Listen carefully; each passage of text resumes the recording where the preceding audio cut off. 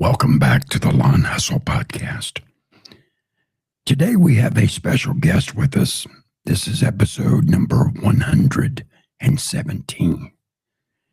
And I heard our guest speak at the LCR Summit in October, the Monday and Tuesday right before Equip Expo. And I was determined I had to get Mark on the show. And today we have Mark Bradley with us. Thank you for joining the Lawn Hustle. Oh, thanks for having me. I'm excited to be here. Well, today we want to talk about most lawn care companies don't fail because they don't know how to mow grass. They fail because of leadership, or they fail because they have no systems, no processes.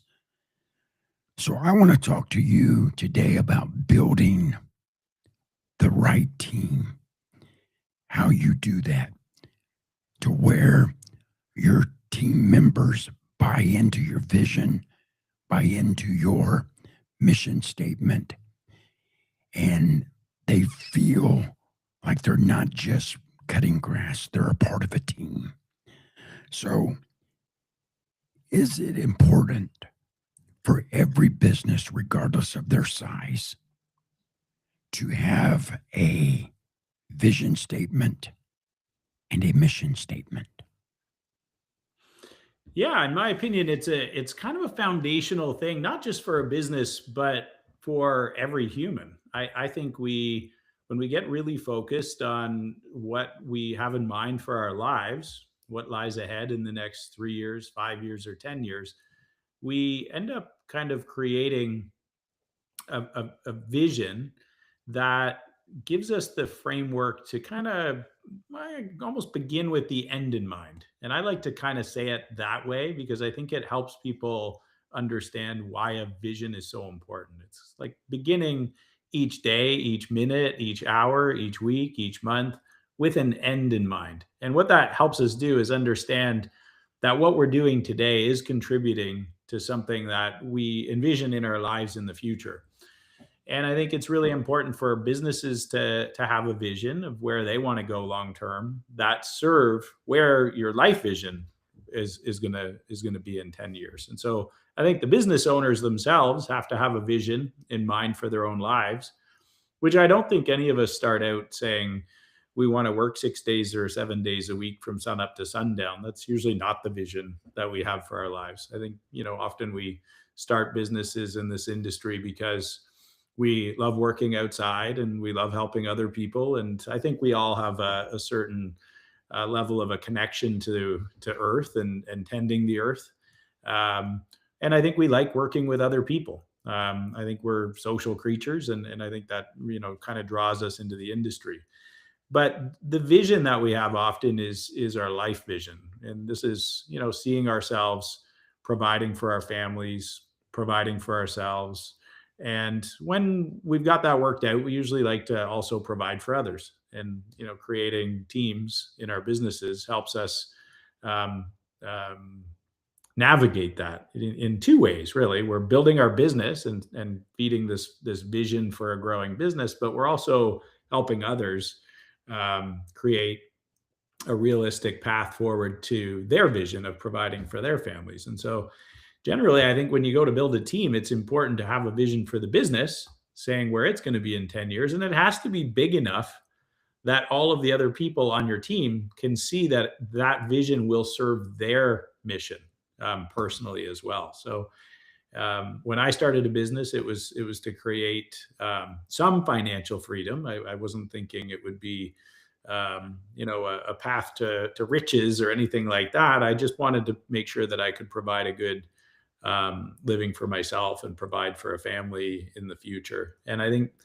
when we share that personal mission and we help others see that that's likely at the core of their mission, and that truthfully, I think most humans are seeking out meaningful connection with other humans, and that we can all do that at work and build toward a vision together, building a company, serving clients, growing a company, creating more financial opportunities for ourselves as individuals, but everybody on the team at the same time.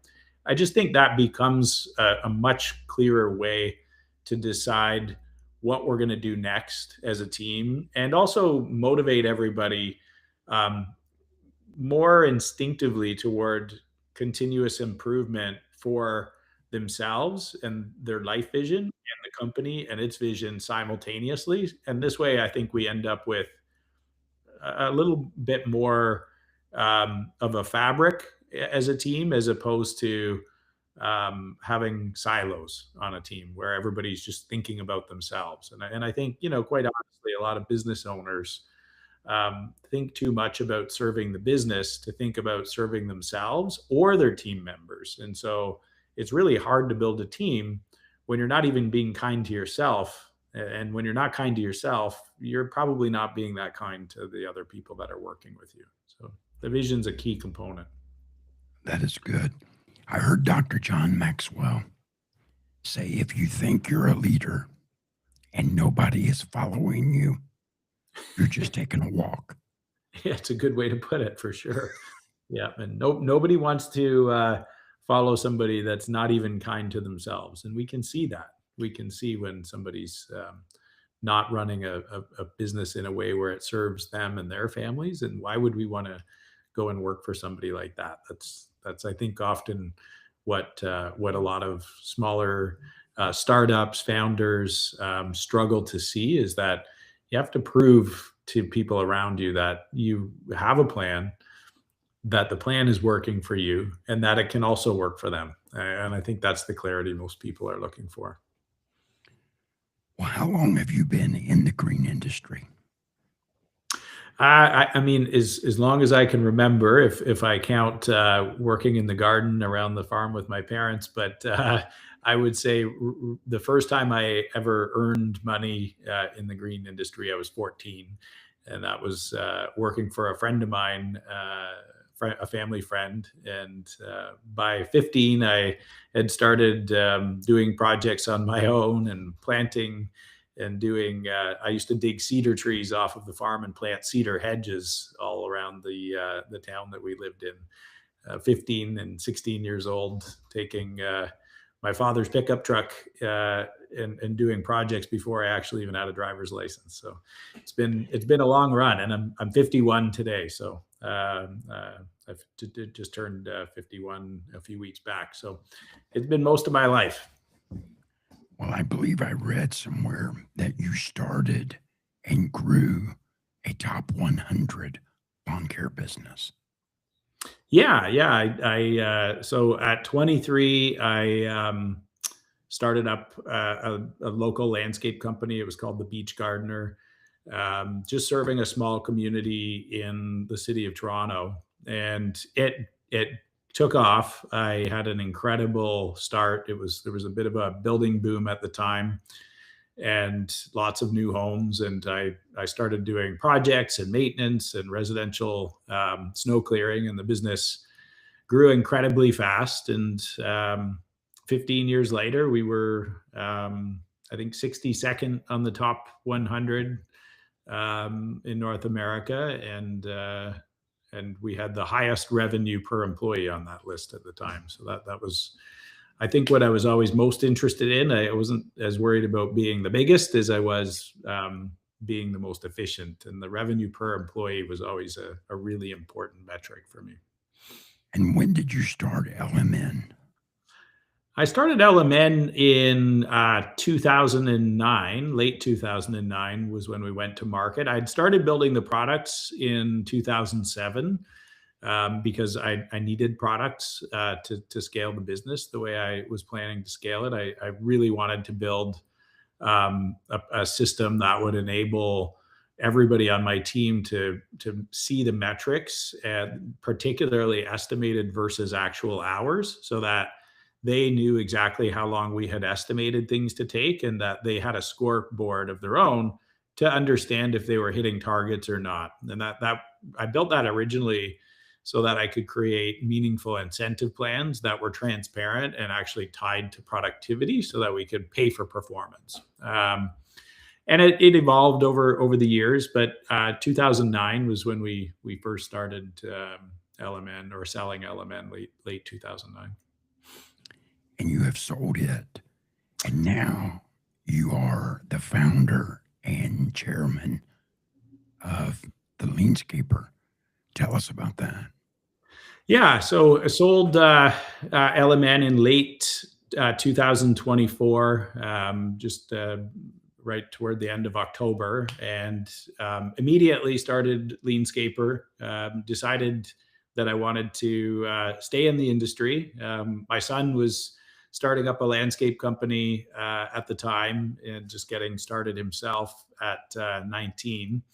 And so I was helping him around the same time. And I kind of had this thought as I was selling LMN, whether I wanted to help him full time, or if I wanted to go on and continue on the mission that I had set out to achieve, which was to help 100,000 landscape companies professionalize in the industry. And I hadn't reached that goal with LMN, so I felt I had some unfinished work, and decided that the timing was perfect. And I felt like the universe sort of put an opportunity on my lap, with AI entering mainstream day to day, right at the same time I was doing that transaction. It was kind of a divine timing, I guess you could say.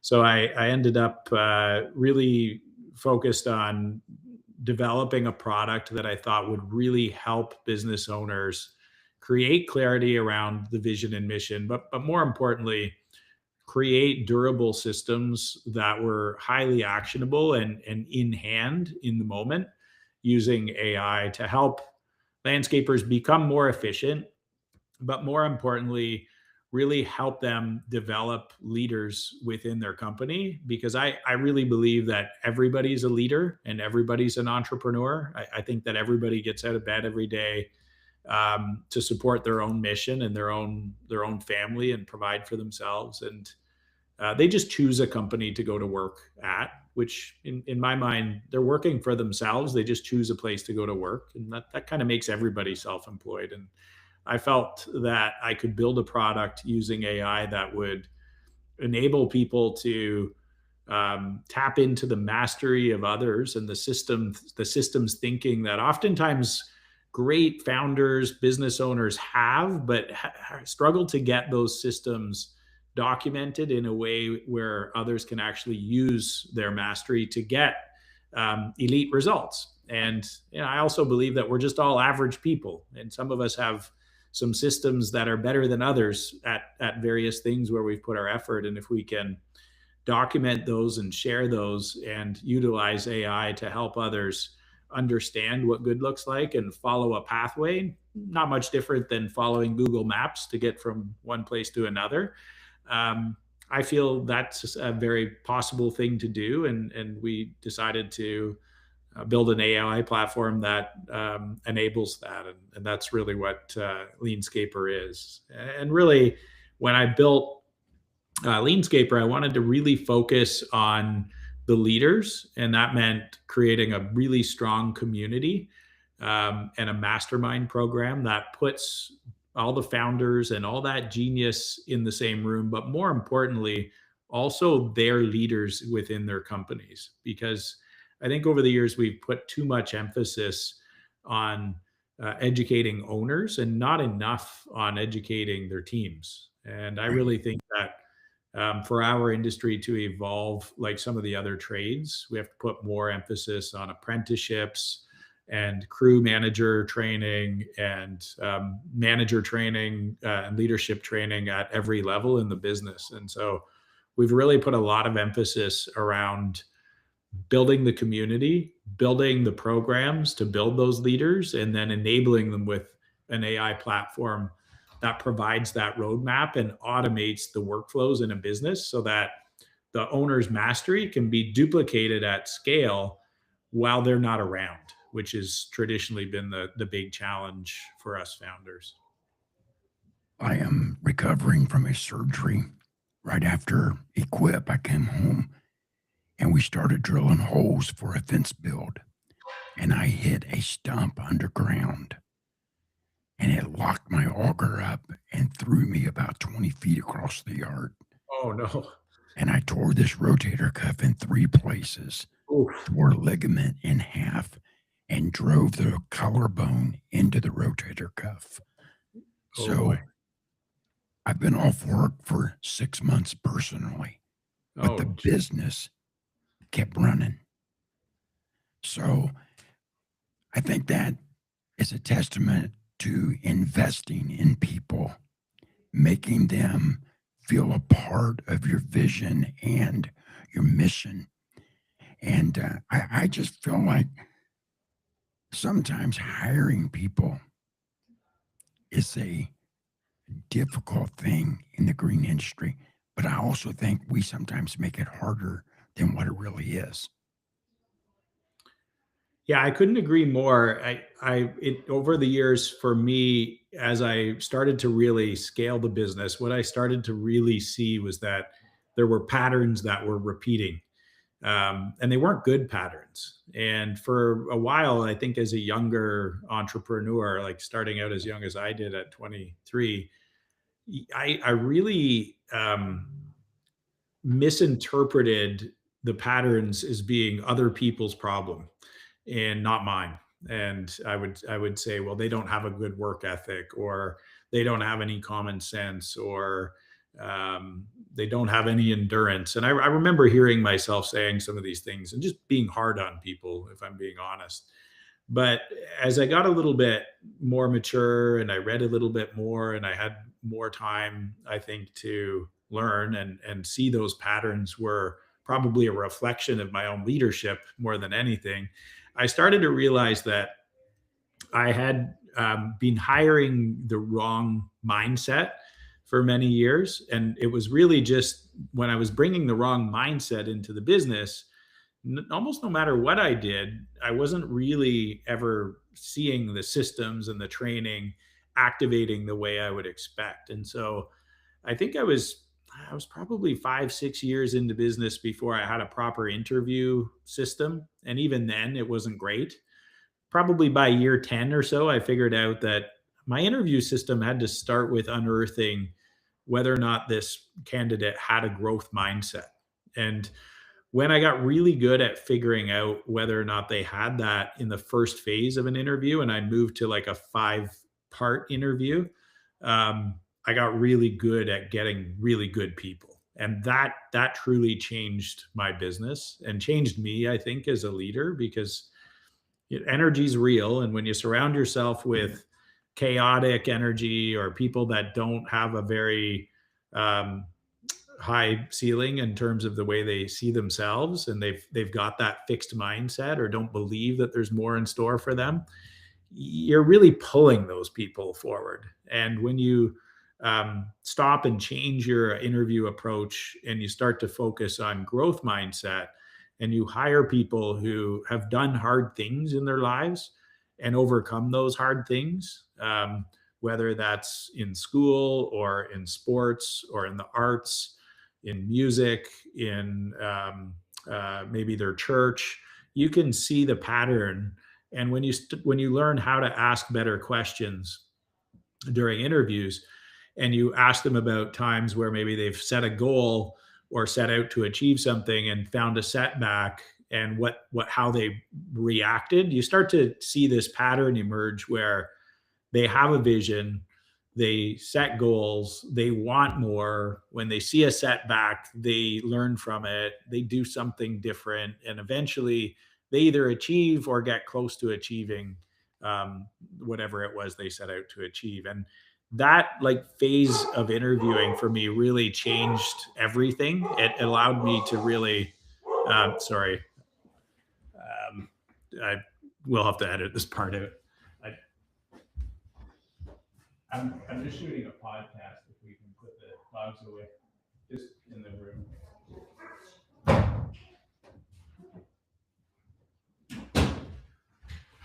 Sorry, that's going to give you more editing work. Dogs shouldn't have been out there. They got out of the room we keep them in when I'm shooting. Um, I think I'll kind of reset that. So, what I ended up learning when I started to really change that interview phase was it became much easier for me to train these people and for them to learn because they wanted to. And I think I wasted a lot of years trying to teach people that weren't interested in learning because, unfortunately, whatever happened to them in life, they had set such a ceiling for themselves that was so low that it's too uncomfortable having someone trying to pull you up. Where when you start with a team of people who believe that they can have more, everything changes. And these people are everywhere. I used to hire a lot of street kids, and within that community, I could interview and I could see right away who was going to want the growth and who wasn't. And so it didn't matter whether they were a college grad or they came from a church group or they came from the street. If they wanted more and they had that wiring to understand that if they do more and if they push through the hard things, then there is definitely more on the other side. Learning to interview for that really changed everything for me. That was the foundation, I would say, of starting to build a large enterprise level company. Let's go back to your lawn care business days. When your lawn care business started growing and you were ready to scale, what was it that helped you realize that you couldn't do it all by yourself? I think I was fortunate on this one. I had done an apprenticeship right out of high school in the nuclear industry, and I had been doing landscaping work all through those same years, and I loved landscaping. I did not love the nuclear industry. Working in a plant with no windows, with screaming equipment, the deafening sound everywhere, and not to mention radiation, wasn't for me. But what I did learn there was that you can teach apprentices a trade and everything they need to know about a trade in 4 years. And then you can groom them into becoming great leaders over the course of a few years thereafter. And by year, somewhere between 5 and year 7, if you methodically grow people, you can really scale around that. And so my goal when I started the business wasn't to run an owner operator business. It was to build a business where I could build people. And I struggled figuring out how to do it, despite having worked in that environment and seen it. I was what I was missing early on was knowing who to select. But once I got good at selecting the right people, I was using an apprenticeship program to grow those people. And then I was putting them in management training to teach them how to lead.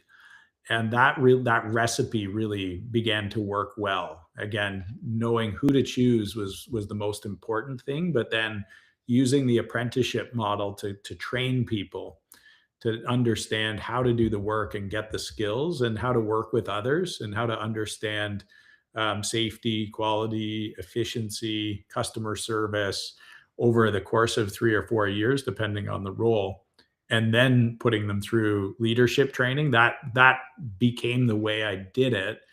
But the knowing, I think, was from my apprenticeship, seeing that that's how it's done in a more technical environment like that, where there's many different trades, from carpenters to um, uh, plumbers to electricians, welders, and just about every other trade you can imagine to put a plant together like that.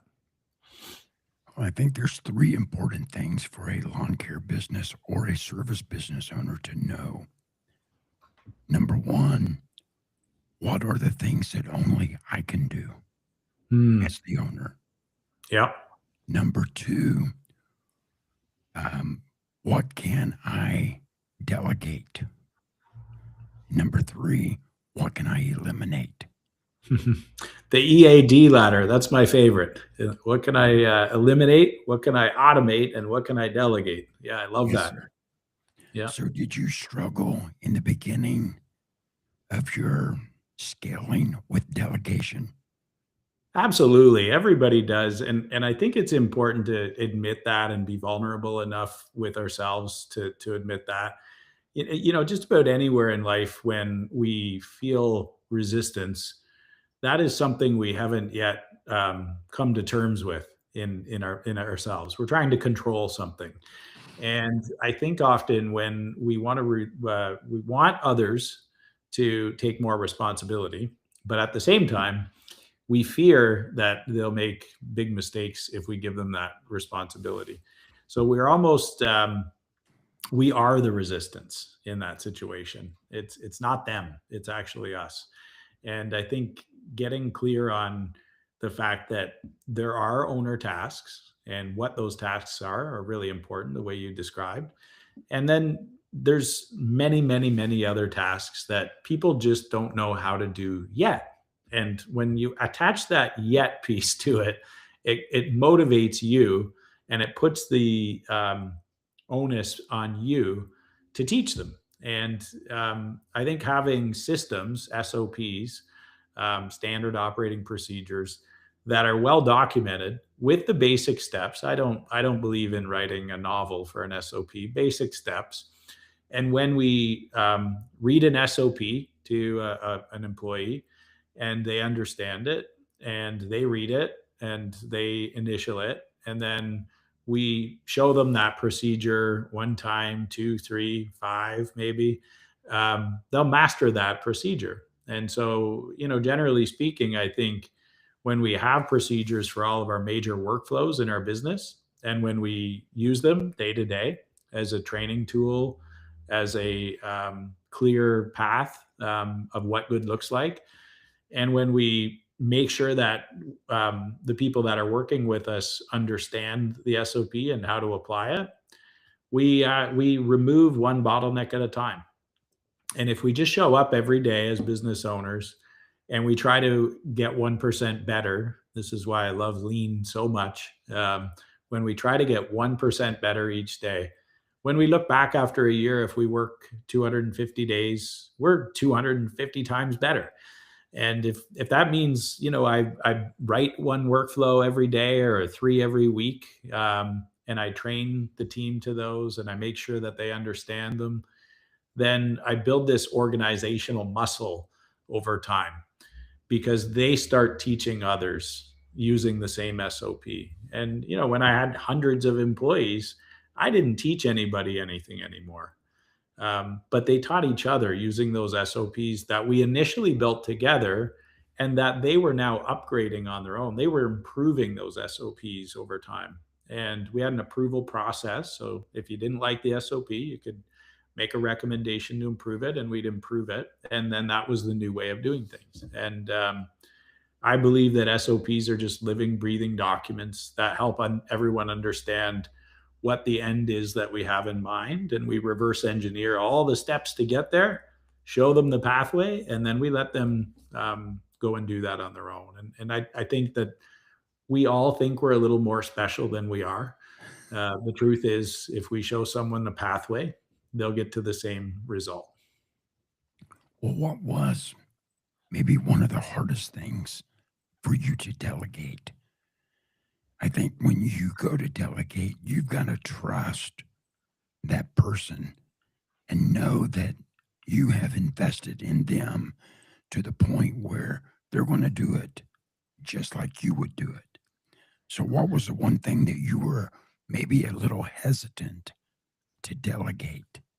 There was a few that I hung on to for I think a long time for fear that that people couldn't utilize some innate skills that you just can't put into systems. And I think the big ones were deciding who to hire, because I do believe that that requires an incredible amount of emotional intelligence. And I believe that us humans, read each other's energy and whether there's alignment or not. And so that was tough for me to make the shift to let other people decide if people were right to work in the company, because I was very protective of the culture, and we had a very productive, very lean, very candid culture, but we were also very family like in that we could disagree, we could agree. It didn't really matter much either way to us. We were very comfortable that way, just the same as two kids in the backseat of the car disagreeing on which game to play. For us, making a disagreement about what good looks like was fine. We were okay with that. And that's not normal. I think a lot of times people used to come into the company and feel uncomfortable with the way that we would debate and create plans and decide on what we were going to do and what we were going to prioritize and what we weren't, and our lean initiatives with waste elimination and whatnot. And so that was a hard one, I think, for me to let go. A second one that was really difficult, and I think it should be for everybody, is estimating. I think you should be slow to make the decision to let other people start estimating your projects. I think there's a lot of risk in putting a price on the table that's not right. And I think a lot of business owners move too fast here, hand that job off, and they call it sales. And I think sales and estimating can be done by the same person, but they're two very different workflows. And I think many businesses in this industry have been hurt by not having accurate pricing or production rates. And therefore, between the price not being right or the production rate not being accurate, they end up underpricing. And then it doesn't matter how good you are out in the field or how big your mower is, you can't win. And I think that was, for me, a really hard thing to train people how to estimate accurately and how to sell as a helper, not as a slimy salesman. That's always been a thing for me, is our job is to help people make decisions, and they'll decide to do business with us if we're the right company. So let's not sell them. Let's just help them make a decision. And getting that right was another one that I was really hard for me to let go of, because I'm really particular about two things. One, the quality of the people that join our company, and two, the quality of the revenue or the customers that we decide to service. And so those two were definitely the hard ones to let go of. But I do think that if you want to scale beyond a 10 or 12 person company, I do think that you have to accept that other people have to have those skills, and that they can be trained and systemized with some effort. That's good. Let's take a short break and hear a word from our show sponsor. Tired of chasing payments and losing track of jobs? EarthaPro back office software makes it simple for solo guys and small lawn care and landscaping crews. Schedule, invoice, and organize all in the same place. We also have a mobile app and integrate into QuickBooks. Sign up at earthapro.com with promo code TheLawnHustle11 for a $50 Amazon gift card, 10% off, and personalized onboarding. EarthaPro, you run the outside work, we run the office. And we're back with Mark Bradley, the chairman and founder of LMN and now Leanscaper. We want to talk for a minute about hiring.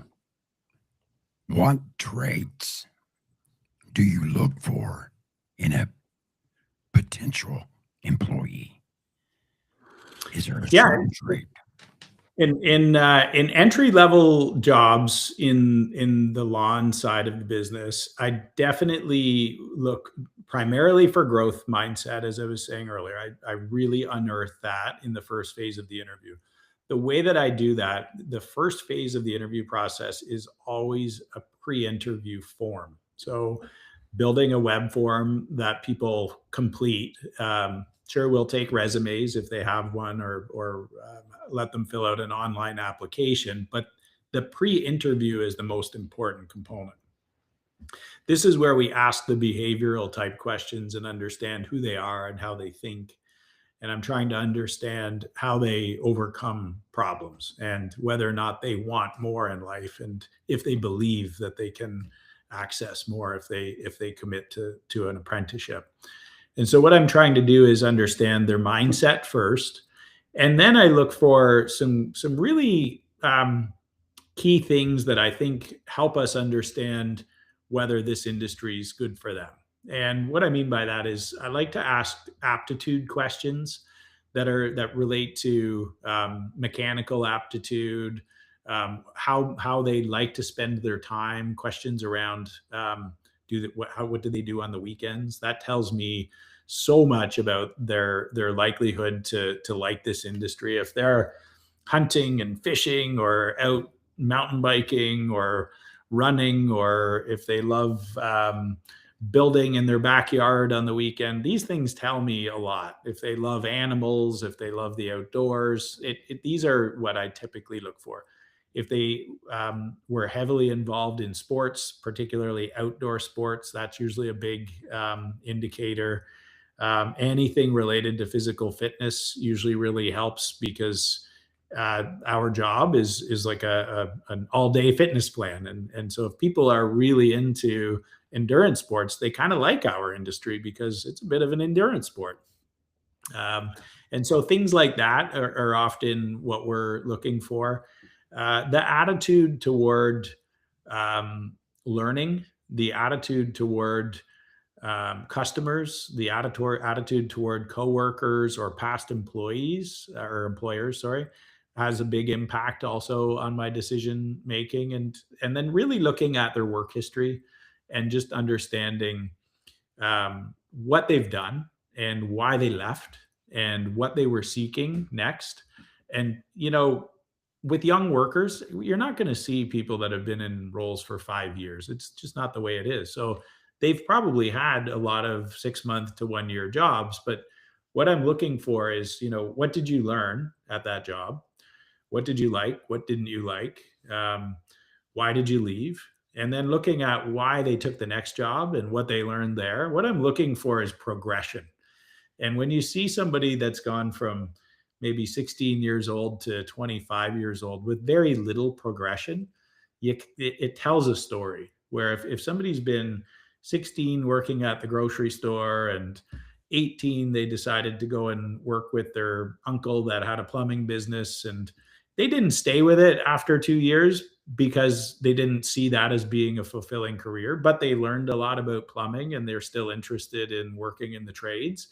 That's okay. It's a pivot. But if I start to see people that have just kind of done the same type of jobs and never really stuck around, and their reason for leaving is just, I didn't like the boss, or I didn't like this coworker, or the customers were a nightmare, it starts to paint a picture. And I'm not saying that it's not okay to hire people who have strong opinions about their former employers, because I believe that it's good when somebody tells me the truth and they say, well, hey, listen, I worked there for 5 years and they wouldn't give me a raise, so I decided to leave.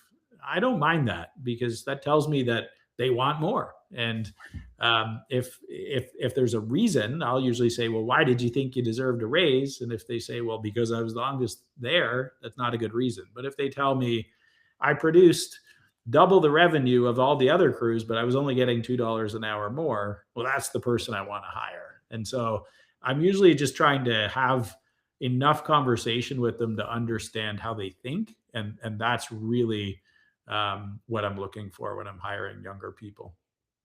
Well, is there a red flag that you look for in people that you would not hire? Yeah, I think the big one is, again, early in that interview process, when those behavioral pre-interview questions go out. I like to ask tough questions. That's why I like it being on a form or in an email, because in person, I think it's hard for a young person to get put on the spot and answer these questions. So they tend to give you short answers, which don't work. And so by giving them the form, if they put short answers on the form, then it shows me that they have a very short attention to detail and they don't really care what other people think. And that tells me that they're not going to be very coachable. And so, like the thing that tells me um, most about the coachability is experience in the past, learning. And so I'm asking a lot of behavioral questions around, what did you learn from this experience? Or tell me about a time you set out to achieve a goal and you didn't hit the goal in the timeline expected. What did you learn from it? And tell me about what you did next. And if they give me a short answer to that one, then that tells me they don't have a lot of inner drive. And again, they're not that coachable at that point because they don't want anything bad enough to go and do the work. So that's I would say the deal breaker for me is usually right there. It's like if they don't cross that line in their answers to tell me that they're willing to do hard things and push through hard things to get a result, then I really don't think they're coachable. And if they're not coachable, then it doesn't matter how good our leaders are, or how good our systems are, how good our training programs are. They're not going to cross that line just because we're pulling them. And I feel those are typically the people that end up being late all the time. They don't do the training. When they do the training, they do it very, in the most minimal effort possible. And they've trained themselves to do that. And they kind of look for the path of least resistance, even when it's not good for them. And that's a hard thing to change. In our industry, I believe we are moving from the Chuck in the truck or Dan in the van into a more professional level. What changes have you seen in the green industry from, say, the beginning until where we are now that you are most proud of? I think the industry has come a long way. I think there's still plenty of room as there is in every industry, but you know, I actually do sort of fear the future where it's really hard for the Chuck in a truck or Dan in a van to get started because I think that's an important part of a free society and capitalism. And I love seeing startups, and there's 40,000 startups a year in this industry, and I think that's a wonderful thing. And there's a market for startups. There's always somebody that needs a small job done, and I think it's healthy to have those startups. But you're right. There's been a maturity of the middle size companies in the industry. And certainly on the upper end, we've got PE companies doing massive roll ups and building, multi-$100 million platforms. But the truth is the bulk of the industry is really today being managed by the $1 to $5 million operators. There's a lot of businesses in that category, and that is what I've seen shift the most. The average landscape company, when I got into the business back in the early 90s, they were around 500,000, and $1 million was a big company at the time. And now what we're seeing is that I think the norm, the typical companies I'm seeing are more in that sort of $3 million range if they're doing some installation, some enhancement, and some lawn. And I'm seeing the lawn companies that are smaller lawn companies really starting to average out closer to $1 million, which is a sizable revenue for a small business. And I think if I were to say what I've seen the most is with that average company size increasing, there's more availability of money for overhead staff. And overhead staff create systems and manage systems that professionalize the business, whether it be answering the phone professionally or building more professional proposals or having a more robust sales process or better customer service or a more clear financial truth with better accounting. These things are all a byproduct of having more money to spend on overhead salaries. And so I think as the industry has increased the average company revenue, we've also been fortunate, I think, to start to increase the professionalization of the business by having access to people.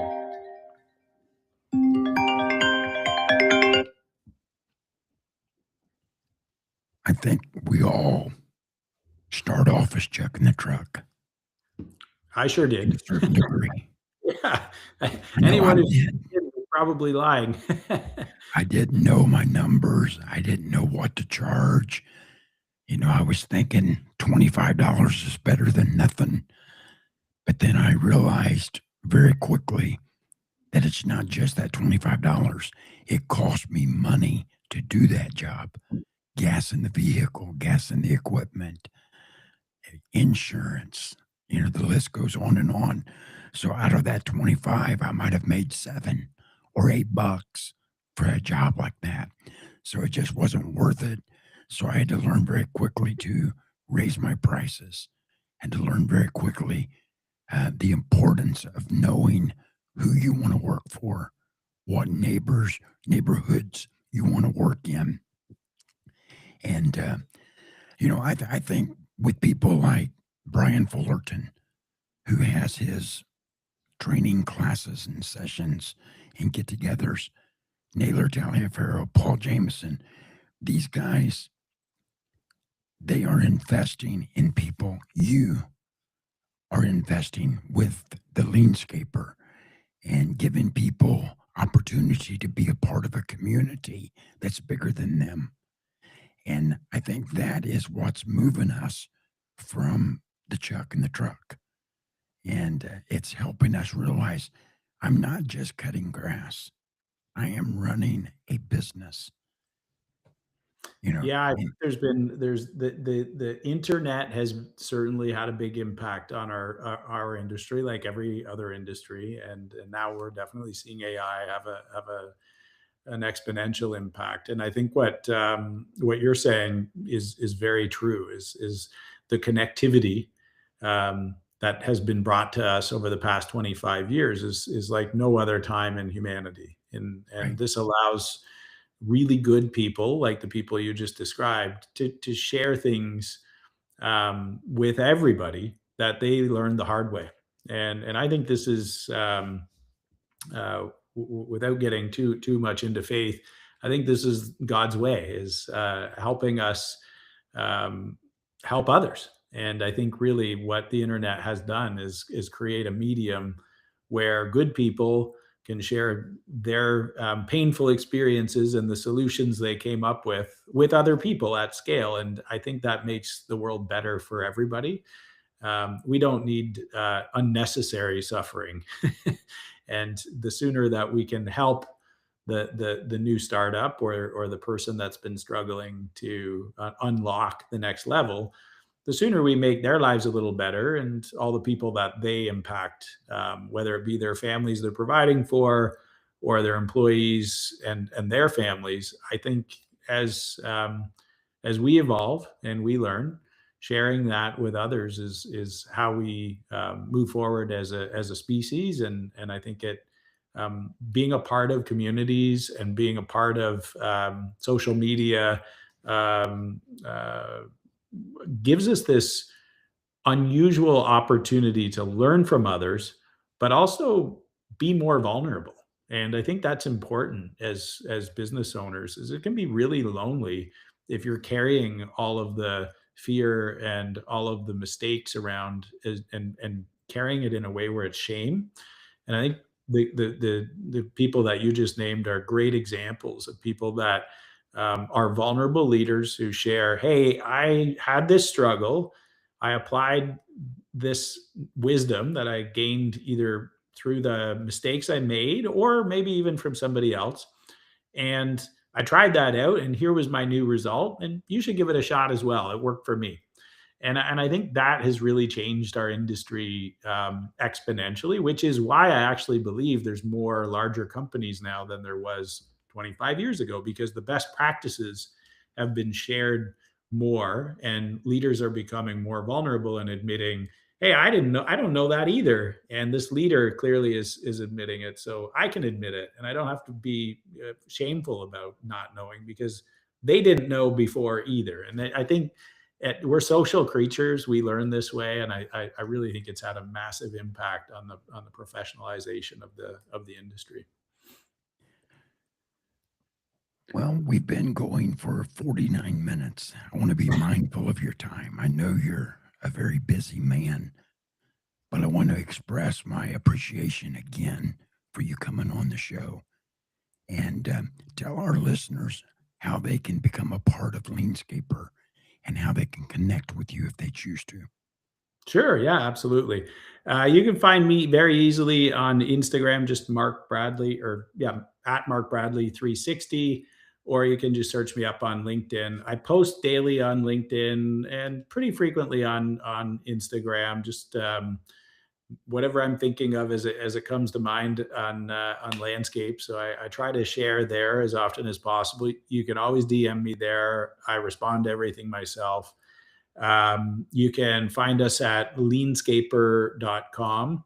The community is completely free. The AI product is free. The AI is designed to help you build really robust systems. So feel free to drop in there. And I run an accelerator program where if you choose to join, I do a weekly coaching call with hundreds of companies at a time every Wednesday at noon Eastern. And we build a workflow using the AI platform that just makes the business run a little bit smoother from that day forward. And over the course of the year, we basically build every workflow that powers a company. And at that point, you've built your own software, and you can count on the fact that you're going to be a lean organization from that point forward. Well, I appreciate you all listening to the Lawn Hustle podcast. Until we talk again, remember to work smarter and keep making a profit. That's what we're out to do. We're out to be successful, and we want to help each and every one that we can find that level of success. Mark, thank you for being on the Lawn Hustle. We appreciate you. Yeah, thanks for having me.